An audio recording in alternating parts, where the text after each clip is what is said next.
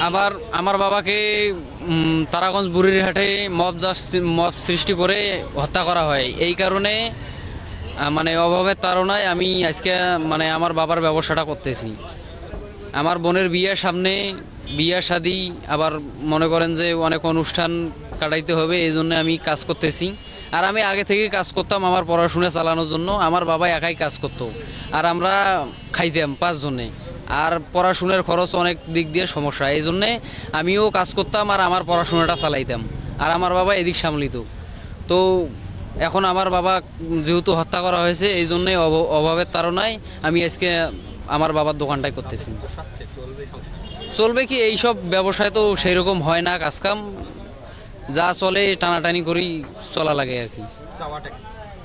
চাওয়াটা কি, সবাই যদি সাহায্য করে আর সরকার যদি আমার দিকটা একটু দেখে, তো আমি একটু সহায়তা পাই।